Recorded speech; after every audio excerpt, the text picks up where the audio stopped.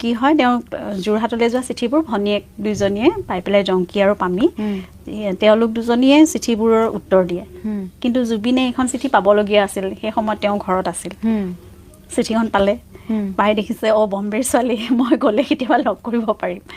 তাৰপিছত চিঠিৰ উত্তৰ নিজে দিলে তাৰপিছত সেই চুকটো যিটো মই নিজৰ এড্ৰেছ দি পঠিয়াইছিলোঁ সেই চুকটো ফালি লৈ পেলাই তেওঁ পাৰ্চত লৈ গুৱাহাটীলৈ আহিছে আহি তাৰপিছত তেতিয়া লিখিছেও যে মই অলপতে ৰেকৰ্ডিঙৰ কাৰণে মই মুম্বাইলৈ যাম তেতিয়া আইল ডেফিনেটলি মিট ইউ সেইটো লিখিছে মানে এতিয়া মই ভবা নাই আৰু তেনেকৈ চিঠি এখন আহিছে ৰিপ্লাই দিছে তাৰপিছত সেই এড্ৰেছটো লৈ গৈ জুবিনৰ গানৰ তেওঁৰ ৰেকৰ্ডিং হৈ যোৱাৰ পিছত তেওঁ এদিন হোষ্টেললৈ আহিলে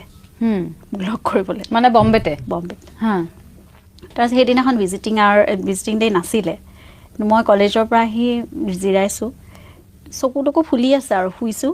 তাৰপিছত মোক মাতিলে এনেকৈ অসমৰ পৰা কোনোবা আহিছে ভিজিটৰ মই আহিলোঁ আহি পেলাই দেখিছোঁ হয়নে নহয় এইটো তাৰমানে অকল কেছেটৰ কাভাৰতহে ফটো দেখিছোঁ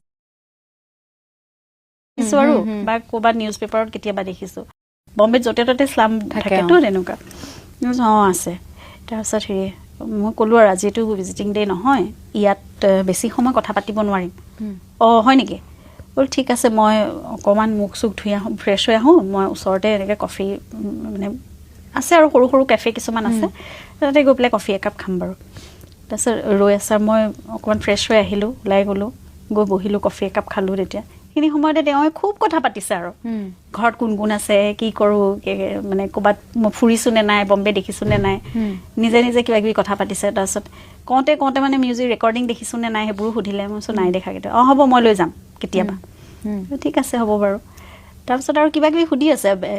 এইটো কি বস্তু এনেকুৱা মানে কিছুমান তাৰপিছত এইটো কি বা এইটো বেট তুমি বেটমেন ভাল পোৱা নে নাই বেটটো কিহৰ চিম্বল নাজানো ডেভিল মানে আপোনাক তাতে গৈ পেলাই তেওঁ বুজাই আছে আৰু এইবোৰ কেফেটেৰিয়াখনৰ ভিতৰত